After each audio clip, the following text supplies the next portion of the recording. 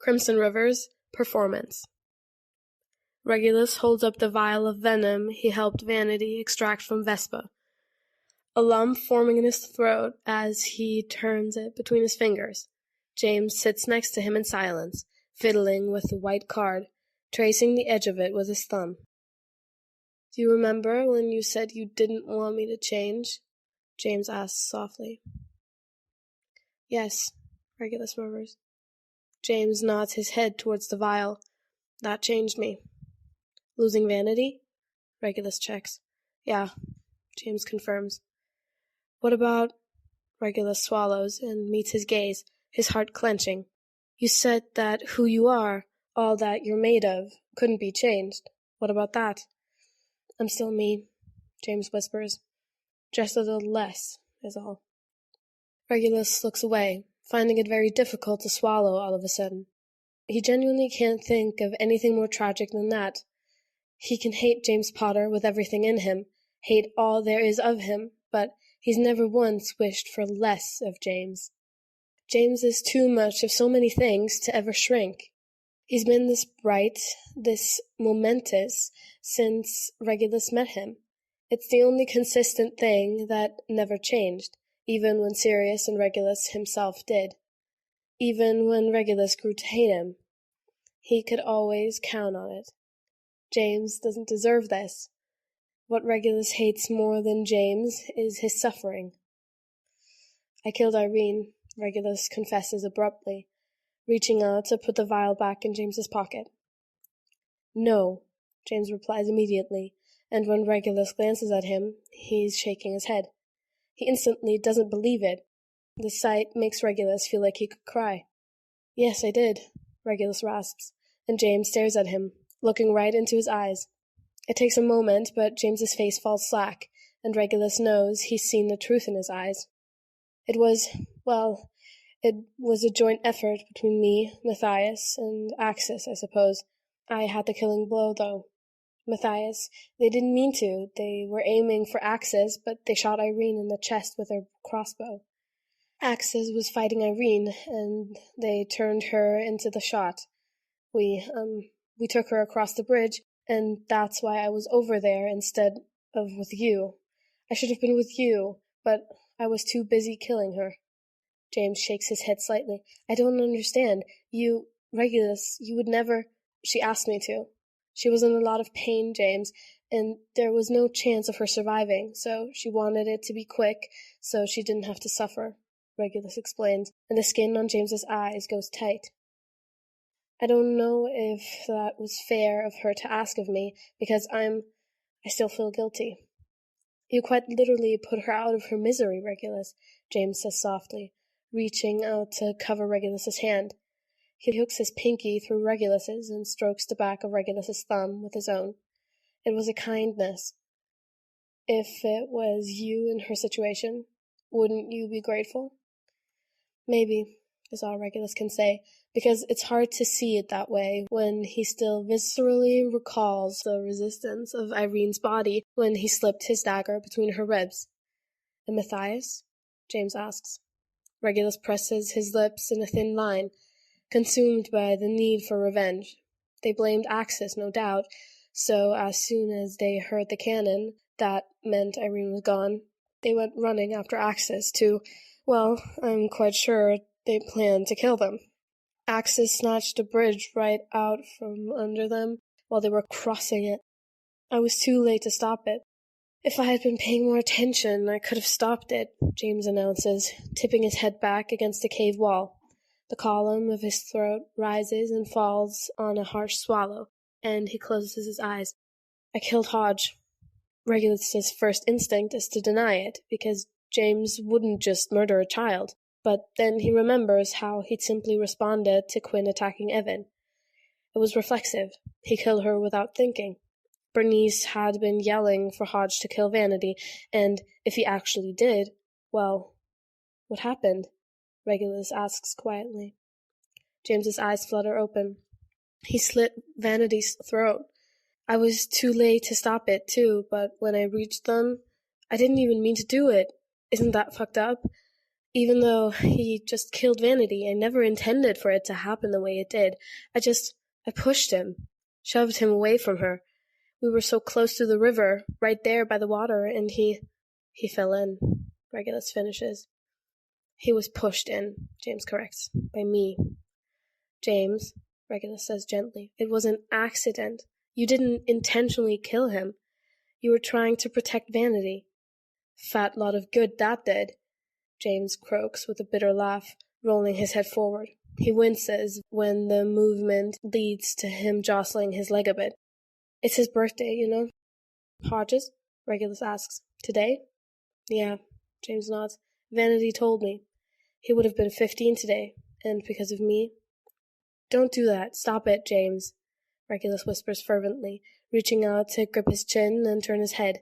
The horrible reality is that it was a shit situation, and now he's dead. You didn't mean to do it. Listen to me, you're not a bad person.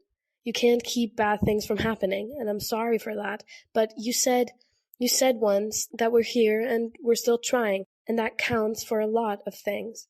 It does. It still does. James takes in a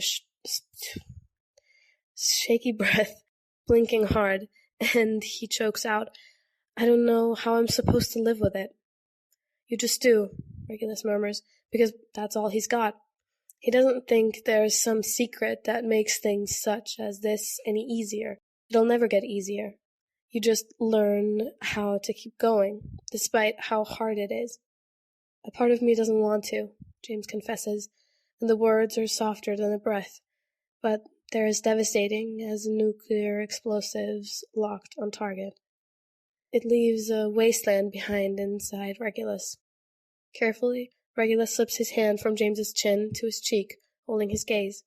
His other hand is still under James's, and he squeezes James's pinky with his own. Deadly serious, he looks James right in the eye and says, Too bad. Aye, James blinks, clearly startled out of his surge of emotion, because he obviously wasn't expecting that.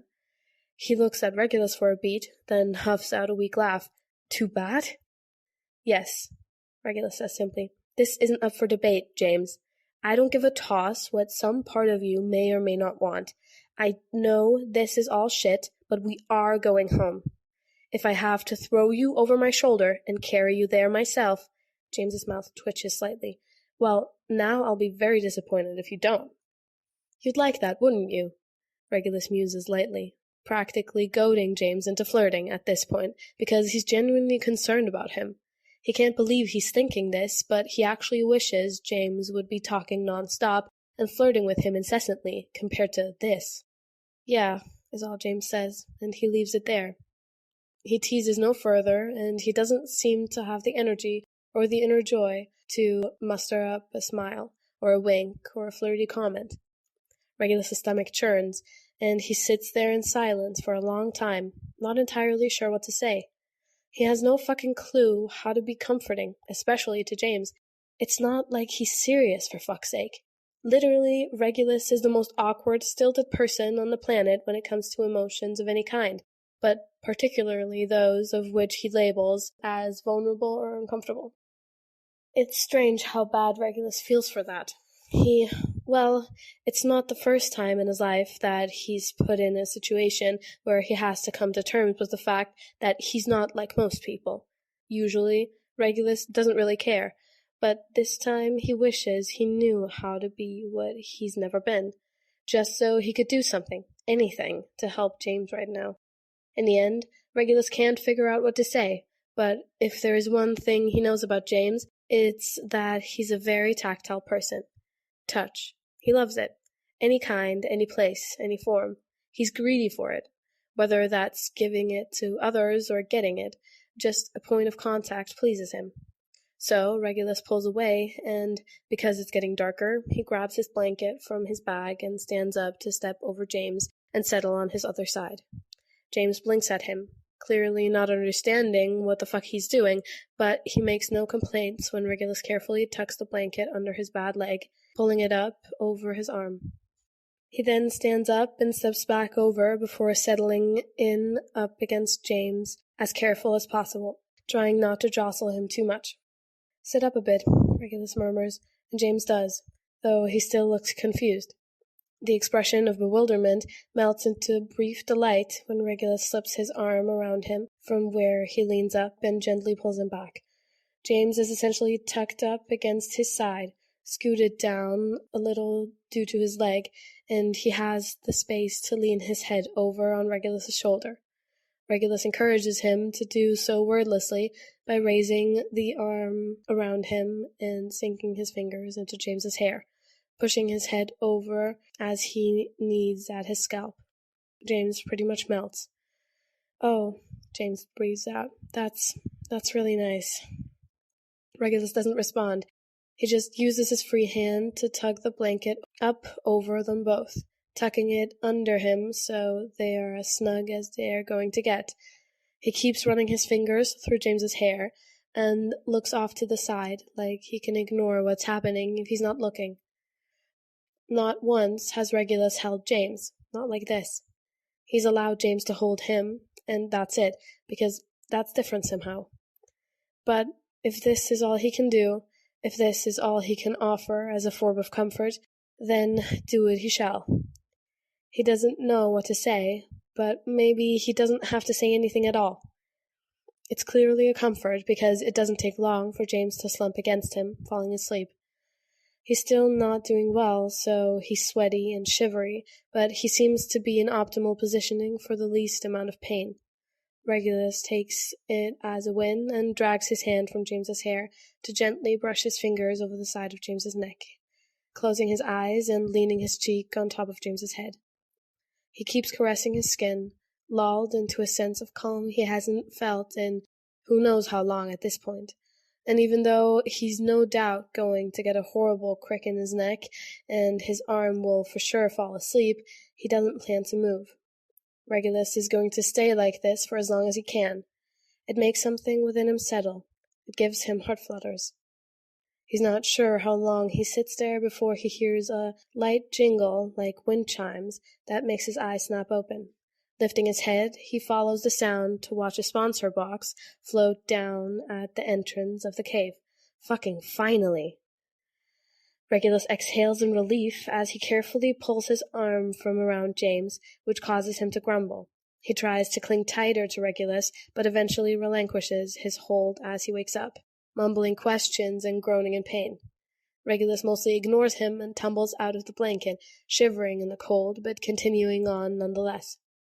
It's too dark inside the cave to really see the contents, so Regulus crouches down and opens it right there at the mouth of the cave, where there's at least light from the artificial moon and stars. He's fully expecting to find salve for James's leg. He doesn't. Regulus finds what he assumes will be the salve, but instead is a canister of warm broth, which does immediately smell so good that his mouth waters.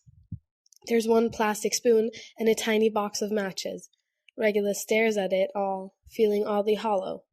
Like, okay, thanks, but that's not what they need. The most imperative thing is medicine to heal James, and there is no way Sirius doesn't know that. So what the fuck? Frustrated beyond measure now, Regulus pulls out the white card at the bottom and turns it towards the mouth of the cave, hunched over it and squinting to make out the words. There are only two. The card says, "Thank him." Regulus slowly lowers the card, keeping it face down, and he stares off into space while he tries to decode what the fuck that means. Thank him. Thank who? The only person Regulus is with right now is James. Frowning, Regulus glances over at James, who's squinting one eye as he rubs the heel of his palm into the other one. He makes a groggy noise of confusion, clearly trying to wake up enough to ask what Sirius sent. Regulus just stares at him, trying to figure out what he's supposed to be thanking James for. What has James ever done for? It hits him like a fucking train. The memory of Sirius grabbing him by his arm and telling him he should have been thanking James for making him desirable. A very recent memory, in fact, even though it feels like a lifetime ago. The day that James Potter announced to the world that he had feelings for Regulus Black, and the day the whole world decided they liked that. Oh. Ha, well, fuck. For a moment, Regulus got so caught up in the fact that he and James would be able to go home that he forgot what made that possible in the first place. Their little love story. What everyone comes to see, right? That. Regulus abruptly realizes precisely why Sirius hasn't sent the medicine for James. He fucking can't, because everyone is chomping at the bits for a show. You don't get handouts in the arena. You have to earn every fucking thing you get, whether that's through the work your mentor puts in or through the performance you put on. Sirius has apparently done all that he can, and it's up to Regulus and James from here on out, from here. Regulus, James mumbles. What does the card say?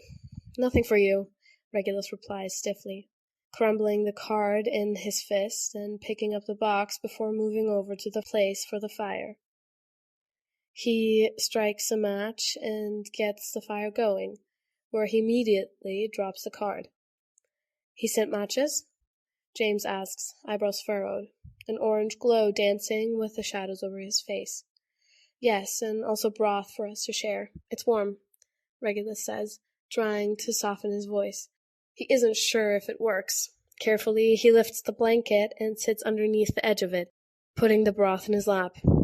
James stares at it, seeming to come to terms with the fact that Sirius has not sent medicine. He swallows and gives Regulus a tight smile. I'm not really hungry. I don't care. You're going to eat. You need it, and it'll warm you up, Regulus declares. But, James, don't argue with me. Oh, fine, James grumbles, grimacing as he pushes himself up to sit up straighter. He starts to reach for the broth. Regulus pulls it away and coughs, then meets James's gaze as he says, No, let me do it. James blinks, then raises both eyebrows. Let you feed me? Yes, Regulus says, wanting to gouge his own eyeball out with the fucking spoon. His skin is crawling. Sure. James's face twitches, visibly baffled, but he drops his hands and immediately starts fiddling with them.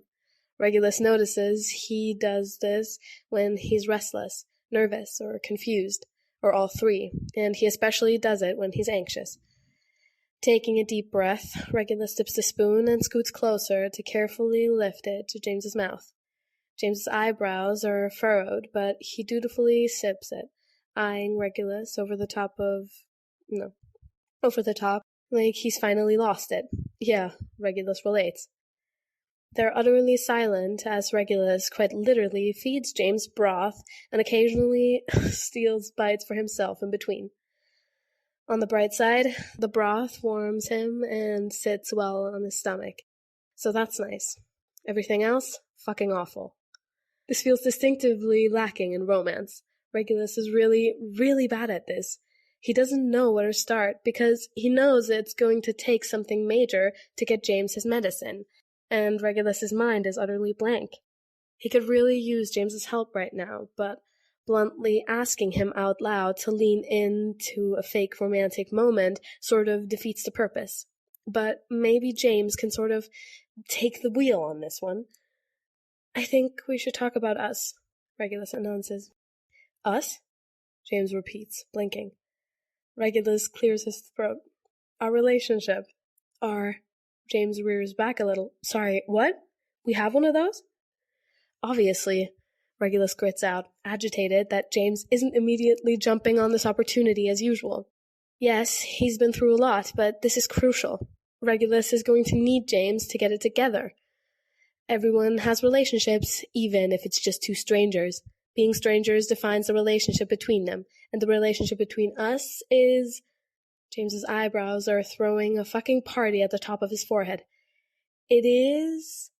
complicated, Regulus settles on, finally. Yeah, that's a word for it, James mutters. I think we should talk about it, Regulus insists, struggling not to grimace. He would literally rather rip his fingernails off. Because we're going home. Oh, James nods, like that makes sense. Right, well, obviously we'll be working together to get home. You don't have to worry about that. I'll be with you the whole way. Regulus nearly groans, but swallows it at the last moment. Oh, why is James doing this to him? No, that's not what I meant. I know that. I'm talking about us. Us, James repeats yet again, confused once more. You know, feelings, Regulus clarifies. James stares at him like he's speaking an entirely different language. Like how I had very big, very embarrassing feelings for you. James's lips twitch. You want to talk about that? I would rather die, but it's your life on the line, not mine, so here we are, Regulus thinks. He forces himself to mumble, well, we're sort of stuck here for the night, so why not? I mean, if you want, James says slowly. I already know about your feelings for me back then, though. Not really, Regulus tells him, taking a deep breath as he lifts up to feed more broth to James. He buys time by taking a bite after, then drops his gaze to the spoon. You only really know that it was from the age of 10 to 15. 5 years, James murmurs, sounding wistful. Only half of how long I've had feelings for you. We're the definition of right person, wrong time. Regulus glances up to find a sad smile on James's face, and it makes his heart flutter and clench at the same time. You've had feelings for 10 years? All of them? It was always you, James says softly, his gaze meeting Regulus's, warm with sincerity. It's always going to be you. Right, Regulus croaks, looking away because he's not sure how to look at James when he's saying things like that. He swallows. Well, what you don't know is that You? James prompts. I was... Regulus takes a deep breath, then slowly lets it out, and forces himself to make eye contact. James is just watching him patiently, looking ridiculously fond. I mean, I was a goner from the moment I saw you. Literally the first time I laid eyes on you, I was enamored, pretty much. I remember that, when Sirius dragged me outside to meet you, and at first I wasn't looking forward to it at all. James frowned. What? Why? Because I didn't want Sirius to have a best friend. I was worried he'd... Regulus cuts himself off and shakes his head, watching James's face soften. But then the door opened, and there you were.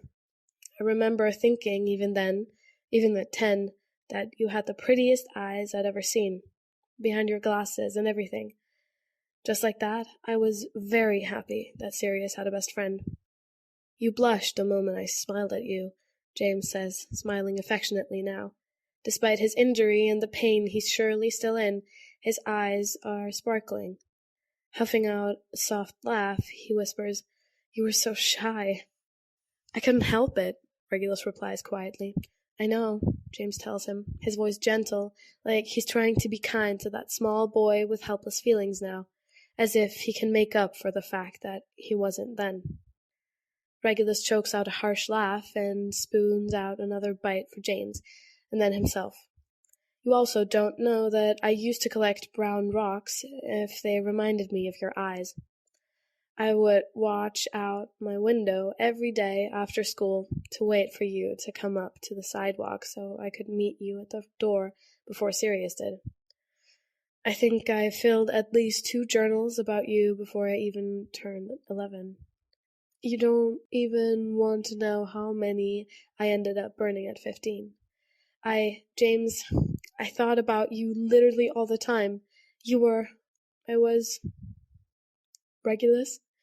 James says, and his eyes are so unbearably soft, so pretty, even to this day. You told me that what you liked about me, what you grew to hate me, was that I made you feel. But feel what? What comes after that? Nothing, Regulus admits helplessly. That's where it ended. You made me feel. You only had to be close to me, and I felt. Oh, James swallows. Oh. You weren't my first crush, James, Regulus whispers. You were my first love. James's eyes inexplicably fill with sadness, so much sorrow in his gaze that it's like he's mourning. From love to hate. A great big tragedy. James, Regulus rasps, his hands shaking so much that he has to sit the canister of broth aside. I wish I could be happy hearing that, James tells him, looking completely, utterly defeated. How can I, though? You still hate me, don't you? Even now. Even after all this. James, Regulus falters, because he knows what it will take. He knows what everyone wants to hear, but he can't say it, because the words fail him, and he can't. Regulus can't do this. Not here, not like this. Maybe never. It's the equivalent of cracking open his chest and baring his soul to the entire world, which is only slightly less terrifying than baring it to James. Regulus can't do it, and he also can't afford to fail in getting James his medicine. This whole time, Regulus has been steady on the fact that he wouldn't kiss James to save his own life, but he's apparently willing to do it to save James's. That's exactly what he does. He can't speak, so he acts instead. Regulus doesn't realize he's going to do it until he's rocking forward on his knees and leaning in to press a closed-mouth kiss to James's lips. It's quick, over in a blink, almost awkward because James doesn't see it coming at all. It's barely a kiss, and Regulus knows as soon as he pulls back that it's not going to be enough. He desperately wishes it would be, because his heart is already slamming against his chest, just from that. James stares at him with wide eyes, visibly startled, his mouth parted. He looks so confused, and it's wrong. It's wrong that Regulus is doing this to him. Regulus has no choice. Regulus? James croaks. And there's so much hope in his voice that it's fucking heart-wrenching. I want you to come home with me, James. I'll do anything, Regulus whispers, leaning in again, close enough that James can see his eyes and face in detail. He needs James to get it. He needs James to understand what's happening. James's eyebrows furrow as he scans Regulus's face, and slowly his gaze drops to the broth and then the fire. Regulus can pinpoint the exact moment that it clicks what's going on, because it's in that split second that Regulus can almost hear James's heart shatter. His eyes visibly dim, and for 1 second, only one, he looks absolutely heartbroken. Regulus knows what it is to hate himself. He's done it for years, but he's never hated himself as much as he does at this moment. And the worst part is, it's not even his fault. It's not James's fault. None of this pain is something they have control over, all the way from death to a kiss. There was a time that Regulus would have liked nothing more than to break James's heart, just so he could know what it felt like. But that time has long since passed. Regulus wouldn't if he didn't have to. Of course you will, James says, and his voice cracks, which Regulus feels directly in his chest. A soft, sad smile curls James's lips, and he nods. He understands. Just like that, Regulus knows that he understands. We'll be home really soon, love. Together, we'll get there. I know, Regulus murmurs, reaching out to grab James's hand, squeezing it. He waits for James to squeeze back before leaning in to close the last bit of distance between their lips. This time, Regulus kisses James like he means it, like he can't help it, like he's never wanted anything more. He lifts both hands and cradles James's face, curling forward into him to kiss him slow and sweet, savoring the way his lips part around a soft sigh. When Regulus feels the tear roll down James's cheek, hitting his finger, he gently brushes it away. It's their secret. No one will ever know but them. It's devastating that a tear shed in heartbreak is the only thing that they get to have for themselves. But Regulus isn't sure what else he was expecting. This is what they are. A great, big tragedy. And despite that, the kiss is so fucking good that Regulus's head spins a mere second, even before he dares to deepen it. But he does deepen it, slowly and tentatively, his heart crashing against his ribs like it's trying to take flight. Suddenly, Regulus does mean it. He can't help it. He hasn't wanted anything more than this. Oh, this. James reaches up to grip the back of his neck, making a quiet, needy sound in Regulus's mouth, and Regulus is so desperate to taste it that he's shaking. The inside of James's mouth tastes like broth and warmth, but mostly him. And the slide of his tongue against Regulus's own draws a helpless, broken noise out of him. If Regulus knew at the age of 14 that he would be doing this, he would have thought every moment of pain leading to this point was worth it. Regulus, at this age, is finding it difficult to disagree. A hand Regulus has memorized slides up into his hair, and James is the one kissing him now, really kissing him. It doesn't matter where they are, what they've been through, or even the state of themselves at the moment. The arena could collapse down on them, and Regulus doubts he would care. James pulls away just enough to suck in a sharp breath, and then he's chasing Regulus's mouth like a man possessed, one hand in his hair and one gripping his side to pull him closer. Regulus is so agreeable to that, actually. He presses forward, wanting more, wanting all of it, anything. He feels. Fuck, James hisses, ripping away to turn his head with a grimace, glaring down at his leg like he's debating cutting it off for daring to interrupt them. Regulus splays his hand against the cave wall by James's head, tucking his face down against James's shoulder. He tries to discreetly catch his breath, unwilling to let anyone in the world see how much of a mess that just made him. A beat passes. 2, 3.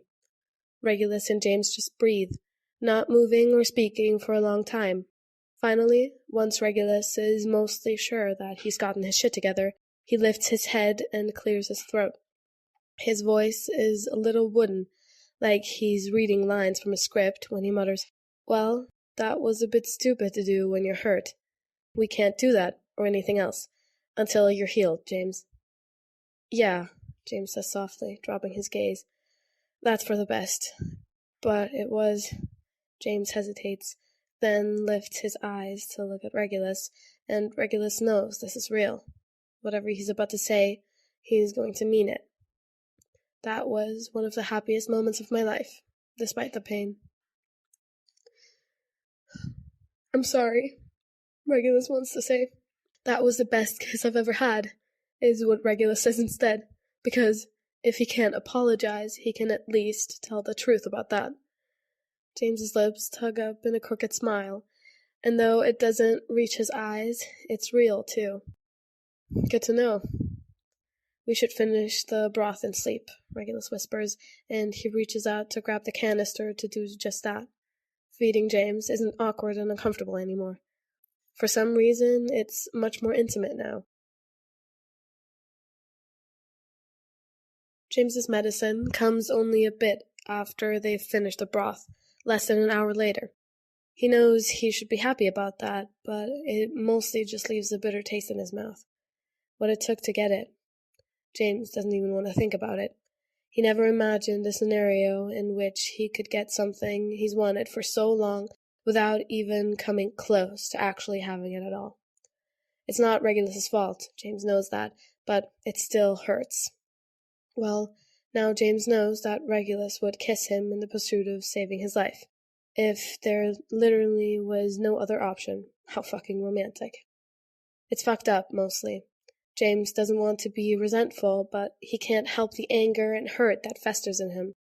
He's in pain. He feels like death warmed over, and he's had the best kiss of his life from the man he wants so badly he can't move on, but only to save his life. He would have never gotten that kiss under any other circumstances, and knowing that stings. Their first kiss, and it's not even one he can be truly happy about. He almost wishes it didn't even happen. Almost. Regulus is more cheered by the medicine than James is, but it's hard for James to be happy when it feels like flames are licking up and down his leg. Sirius has sent some more of the magical salve that heals wounds at a rapid rate and also neutralizes infection. How well it will do when the injury is this bad, they don't know, but there's only one way to find out, right? It's not very much, just enough for James's leg, which makes sense because Regulus doesn't have any open wounds. He has a few bruises on his face, and probably in other places James can't see, but that's it. The card just says, "I'm sorry." The sight of it makes a lump form in James's throat, and everything in him wants to reassure Sirius, but he finds that he can't. Right now, sorry doesn't feel good enough. And it's not even Sirius's fault in the first place. Regulus also doesn't respond to it. He just drops the card into the fire and looks away as it burns. Regulus folds up the cloth and gives it to James for him to bite down on, which James does.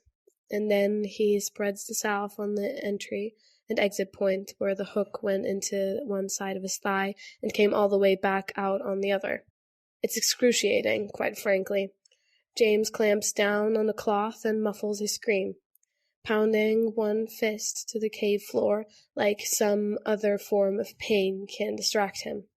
"I'm sorry, I know, I'm sorry," Regulus chants in genuine distress, sounding strained and distracted. James knows, even in this agony, that Regulus is just rambling, which somehow makes it simultaneously so much better and so much worse when Regulus rasps, "It's okay.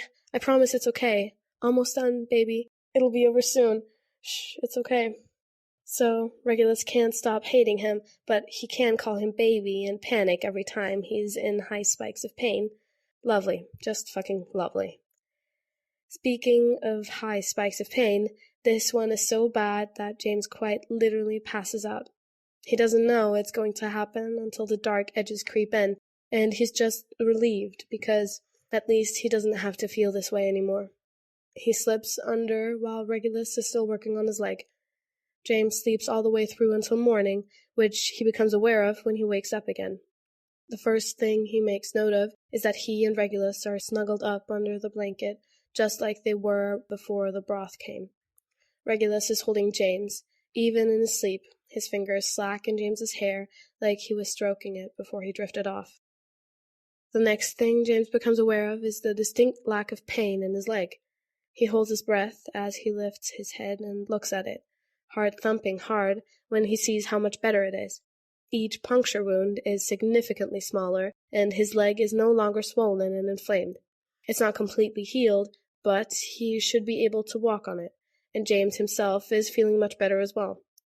James exhales and tips his head back, taking a moment to bask in it, feeling the ridiculous urge to laugh hysterically, though he refrains because Regulus is still asleep. Carefully, James turns his head and looks at him. Like this, Regulus's face is slack and innocent, unbearably sweet, like the angel he can pretend to be but most certainly isn't. Slowly, James lifts his hand and gently pushes some of Regulus's hair back from his face. It's a little limp and greasy from a week without showers, but James knows he's equally as filthy at the moment. They're both a mess of sweat, dirt, and dried blood, and yet, as always, Regulus is still beautiful. For a moment, James feels like he's drowning in the realization that they're both alive, and they both can make it home. It's almost too hard to believe, but James can feel the hope winding its way around his bones, refusing to let him go. They're so close. James can see his parents again. James can see Sirius again. They can do this. The determination and pure purpose that grips James leaves him breathless. All the grief and pain has to wait until he gets home, because right now, James is fighting for more than just Regulus. For the first time, he grants himself the privilege of fighting for himself, too. Regulus is getting home no matter what it takes, but now James is lucky enough to join him. "Regulus, come on, wake up," James murmurs, gently passing his fingers through Regulus's hair. A quiet, unhappy noise leaves Regulus's mouth, and he presses closer to James. He's still asleep, clearly trying to cling to it and James at the same time. A soft exhale leaves him, and James's heart clenches violently when he realizes what Regulus is saying. Just the gentle, sleep-slurred sound of his name on Regulus's lips. It sounds so sweet, James could cry. Again, James carts his fingers through Regulus's hair and nudges him a little. Again, Regulus says, "James," and this time he sounds slightly indignant as he snuggles closer. "I know, love, I know," James mumbles, heaving a sigh as he leans his head forward to press his cheek to Regulus's shoulder. He's exhausted, too. He's so tired. He wants to go home. James gives Regulus just a bit more time, closing his eyes and taking a quick break himself. Just breathing, not thinking.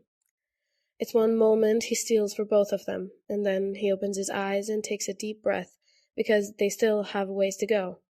He starts prodding Regulus awake more insistently. When Regulus finally does wake up, he's grumpy in that way James can't help but be fond of. The affection he feels for Regulus is enough to strangle him, and after their kiss, the sensation just hurts. He finds it hard to look at Regulus, but really, that's all he wants to do. Nonetheless, they have to get started. They can't stay here for much longer because Bernice and Axis are no doubt on the prowl, practically tasting victory at this point, much the same way James and Regulus are. Regulus is pleased to see that James can stand and walk at least, though there is a little pain, nothing compared to what it was before, so James can absolutely tolerate it without complaint. Regulus once again removes his coat briefly to cut off another section all the way around his shirt, bringing it a little above his belly button, and showing off how slim his waist is. The sight of it, and the small of his back, makes James's mouth go dry. He can't stop himself from looking, and when Regulus catches him doing it, he doesn't say a word. He just puts his coat back on, but doesn't zip it, and kneels down in front of James to wrap his leg again. It's as healed as it's going to get for now, but wrapping it keeps it from being exposed to anything as they move through the woods. They don't speak much as they prepare to leave, and James wishes with everything in him that there wasn't this stifling tension between them. It puts him on edge. He doesn't want to feel angry or upset, but he can't help it. However, they can't just set out with no plans, so they do eventually start talking about what comes next. It's somehow easier to talk about their next moves and their survival than anything else, so that's what they do. It's day 7, and only 3 people stand between them and getting home, so what exactly is their plan? Well, they barely get 5 minutes into discussion before they're bickering. "No," James snaps, "I don't believe that." "James," Regulus grits out, "I know he's your ally. Peter's my friend." James cuts in harshly. "He's my friend, Regulus. I promise you, he's not going to fucking team up with Bernice, all right? He wouldn't do that." "Why?" Regulus challenges, stopping at the mouth of the cave to glare at him, his jaw set. "The chance to go home, to work with someone, to get home. That's too good of an opportunity to pass up, James. If they're working together, they're not," James argues. "Peter isn't a fucking Death Eater." "So where is he?" Regulus demands. James clenches his jaw. "I don't know, but he's not with her. She wants us dead, and so does Axis. Peter wouldn't betray me like that." "If he's prioritizing his survival, he might," Regulus counters, frowning at him. "Riddle me this, James. What happens when we come across him if he's not a Death Eater, To that, James has no answer. "He stands between us and home too," Regulus reminds him, holding his gaze. "Say he is alone and wants to help us handle Bernice and Axis. Then what?" "I'm getting really tired of you asking me that," James grits out. "I don't fucking know, all right? I don't know." "James," Regulus says, his voice softening, "you have to—" "Shut up," James bursts out. "For fuck's sake, just shut up." Regulus jerks back a little bit, his mouth snapping shut so hard that his teeth clag together. He stares at James, and James stares back, breathing hard. He's so angry, so furious and frustrated about so many things. James waits for the regret he knows he should feel, but it never comes. He's not sorry. He doesn't want to apologize or take it back. He wants Regulus to shut up, to stop shoving it in James's face how fucking awful everything is all the time. It's silent between them, and James is too angry to care. Regulus drops his gaze and looks away, then starts walking out of the cave without another word. James follows, his hatchet in hand. Regulus brought it to him, and he holds it now, fingers gripping the handle tight. Neither of them speak or look at one another as Regulus leads them to a stream so they can refill their water. James keeps waiting to feel bad for hurting Regulus's feelings, because he knows that he did. He saw it in Regulus's eyes the moment it happened. James keeps waiting, and the remorse never rises within him. Even when his anger simmers, he's not guilty. At the stream, they both take the time to actually wet their hair and have bird baths, using the cloth to wipe away dirt and grime that's been building for days. It's not even close to a shower, but James does admittedly feel better just to be even slightly more clean than before. He's even treated to the sight of Regulus's waist and hips gleaming in the sunlight with water droplets. And it's ridiculous how he wants to walk over and just fucking bite. Not a playful bite, no. James wants to sink his teeth into Regulus and leave deep imprints of his teeth from one jutting hip bone to the other. In the end, James has to look away to fight the impulse. They leave the stream more hydrated and mildly cleaner, but no less tense. Still, even now, they're not speaking. James can see that Regulus is peeking over at him cautiously every few minutes, but he keeps walking and staring straight ahead. James doesn't know where they're going. They never got past the discussion on Peter, so he's just walking in the same direction as Regulus. At this point, he refuses to even ask. His leg still hurts, and the background pain slowly makes itself more known the longer he walks on it. Rather against his will, James slows a bit. Regulus matches his pace immediately, not saying a word. The silence is so loud, and usually James would absolutely hate it, but still, he's too angry to care. They've only been walking for a little over an hour when James has no choice but to take a break. He started limping, and he needs to rest for a moment, so he goes over to lean against a tree. He doesn't explain himself to Regulus, doesn't even call out to him, but Regulus stops the instant he does anyway. "Your leg?" Regulus asks quietly, finally breaking the silence. James just grunts in affirmative.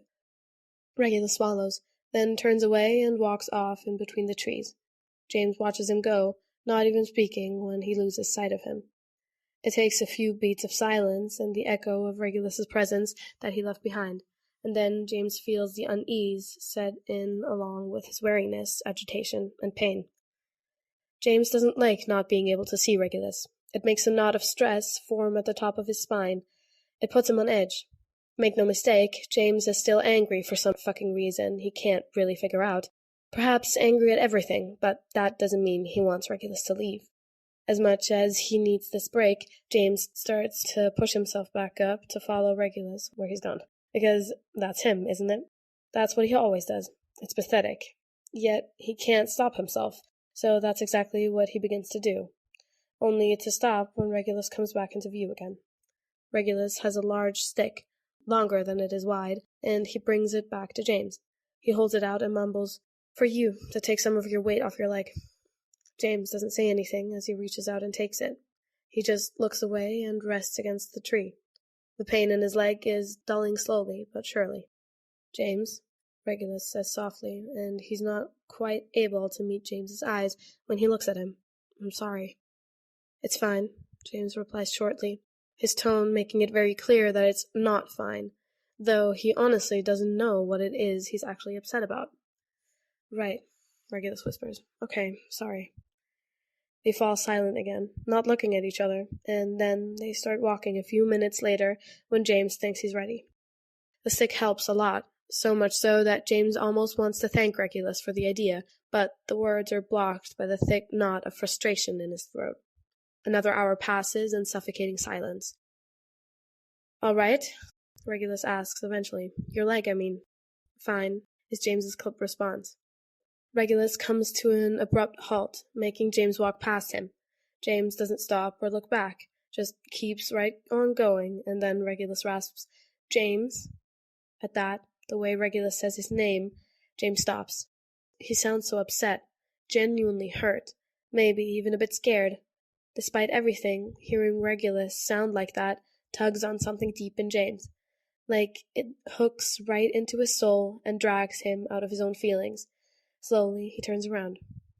For a moment, James is gripped with such blind fury and bubbling resentment that he almost can't breathe from it, and he can't figure out the source. It's all of it, he thinks. It's coming from all different directions, everything building up too high and starting to tip over. It's the loss, it's this arena, it's the memory of a kiss that wasn't real. And how dare Regulus look at him like that, like he's hurt too, like James's sharp edges are cutting into him, as if he's not made of stone, like he's more afraid of James's anger than he is when someone is threatening his life. "You know, you can't handle even a tiny portion of what you give," James tells him, his voice sharp. I know, Regulus murmurs, his shoulders slumping. I'm aware it's a flaw. So how does it feel? James challenges. Does it feel good, Regulus? No, Regulus says softly. It doesn't. James nods sharply. Maybe think about that next time you forget to care about other people's feelings. I have them, you know. Has it ever crossed your mind that I'm struggling too? Don't you think it is getting to me as well? All of it? I hate it, Regulus. He swallows, his chest tight as the tangles of emotions inside clump together within him and bang around against the hollow of his ribs. I need something good, and I can't find it. You won't even help me look. James, Regulus croaks, his face sagging with regret. I need to believe in something good, James chokes out, desperate for Regulus to understand. Peter can't be a Death Eater because I need him not to be. Why would you try to take that away from me? Regulus curls his arms around his stomach, hands coming up to grip the sleeves of his coat, fingers holding the fabric tight, twisting it. I wanted you to be prepared. I don't want you to get hurt, James. It's too fucking late for that, James explodes. Don't you get it? You can't protect me from this because I'm already here. I'm fucking right here. I'm in this with you, and you can't just expect me to be what you need me to be for your own comfort, then turn around and tear me down when I'm doing everything I can not to lose myself. I swear, I'm not trying to tear you down, Regulus starts, but James cuts him off. You treat me like I'm stupid for daring to see the good in people, but if there's no good in anyone, then what's the fucking point? James snaps. I don't know about you, but I have to believe that there's good in this world, or otherwise, what are we even fighting for? What's the point in living if we're not letting ourselves have reasons to? Not everyone in this world will let us down, and I'm not a fool for expecting the best out of someone, because we're all here, and we're all trying. And that has to mean something. I need it to mean something. Okay, James, Regulus whispers. He swallows thickly and nods, a deep sorrow in his eyes. Okay. James scoffs. You don't agree? I'm sorry, Regulus rasps. I wish I could. Why don't you? James asks, frustrated. I don't understand. At least I'm trying. You won't even try. You know what? Why, you know that? Why not? The only good in this world I've ever known was you and Sirius, Regulus confesses, and you both let me down. Fuck you, Regulus, James hisses, his hands shaking as anger surges through him. Even then, even at 15 years old, I was just like this, trying and trying and trying. I really fucking tried, but you made that difficult. But did it ever once cross your mind that maybe, his breath hitches, and his throat feels swollen all of a sudden, maybe I needed, James, Regulus says, maybe I needed someone to care too, James croaks. Did that ever occur to you? I mean, I got it, you know? I really did understand that things were hard for you, but it was like, I don't know, it was like you forgot that in all of that, you weren't the only one who lost something. I was 15, Regulus, 15 years old and trying as hard as I could, and you pushed me away. Regulus looks away. I know, I wanted to. You wanted to, James repeats, his voice hollow. I think I forgot how to let anyone be close, Regulus says. Maybe that makes me selfish. Maybe that makes me cruel. No, I'm not. James takes a deep, steadying breath as he shakes his head. You were 15 too, only just. We were children, Reg. Neither of us knew what we were doing, and to be honest with you, I can't say we know now, but I'm not blaming you, all right? I'm not. I don't blame any of us. None of it was our fault. Not mine, yours, or Sirius. And yet you're angry with me for it, Regulus murmurs. James clenches his jaw, then stiffly says, Yes, I am. I wasn't just trying because that's who I am, Regulus. I was trying because I needed you. I needed you, and you didn't care. So yes, I'm angry. I'm angry because sometimes it feels like all I do is try, only to fail every time. And I don't know how to give up. So I'm just stuck in this same fucking cycle with no way out. And here we are. I'm still trying. I still won't give up. And it infuriates me that I still need you and you still don't care. That's not fair, Regulus says quietly. I can't give you what you need if you won't At least tell me what it is. You didn't then either, James. Do you know that? You tried so hard, tried to do something where there was nothing you could do, and you just wouldn't quit. Even when I told you over and over I didn't need or want you to take care of me. But you never once said you needed me. Not until now. I didn't know how to say it, James admits hoarsely. I didn't even know until it was too late. Isn't that fucked up? I wasn't even aware that I was hurting, because I was fucking busy trying to ignore it, because it was easier to focus on your pain than let myself feel my own. I take care of everyone because it makes me feel good, but it's also so that I don't have to face that sometimes I need to be taken care of too. The skin around Regulus's eyes are tight, and James can see his own regrets reflected in Regulus's gaze. So much history, so much pain between them, and maybe that's all they know. Maybe that's how they've survived this long in the arena. This isn't new. They've been suffering for years now. What do you need from me? Regulus asks. You, mostly, James says with a bitter laugh, because he knows he won't be getting that, not really. But I'll settle for you letting me keep trying. I don't want to prepare for the worst, but hope for the best. I want to believe that there's good in this world and the people in it, even if you don't agree. All right. Regulus takes a deep breath, then nods. All right, James rasps, the knot unfurling in his chest as he exhales shakily. I need this, Regulus. I really do. I have to believe there's still a point, because I can't. There is, Regulus cuts in. There's always a point, James, and wherever you find it, well, it doesn't matter who agrees or doesn't. We all have the things that keep us going. Yours is beautiful, you know? It's really beautiful. James feels himself deflate as his eyes prick with tears. Is it? Yes, Regulus murmurs. What's yours? James mumbles. Regulus sighs, giving him a resigned smile. Pure spite, mostly, but also fear. Fear keeps me going, because I'm afraid of what happens if I stop. I don't know if that makes me a coward, but I do know that your determination to keep going because you refuse to give up or stop trying, well, it's not stupid, not at all. You're brave, James. Beautifully brave.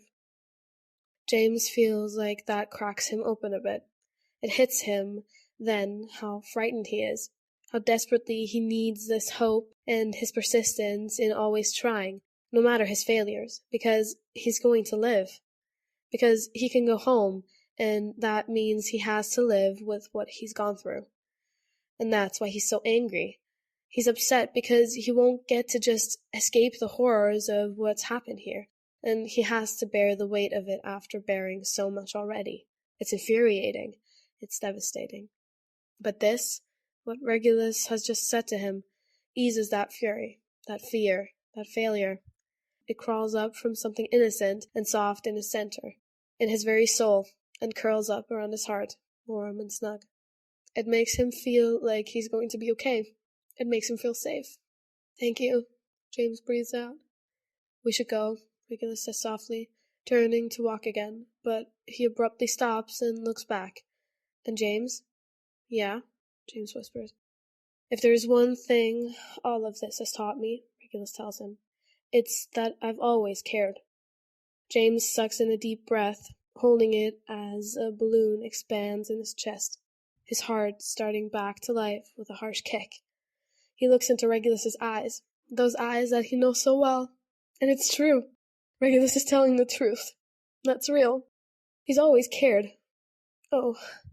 James breaks out into a helpless smile, feeling more like himself than ever, and Regulus's lips curl up at the sight before he turns and walks away. Feeling much better, James happily follows.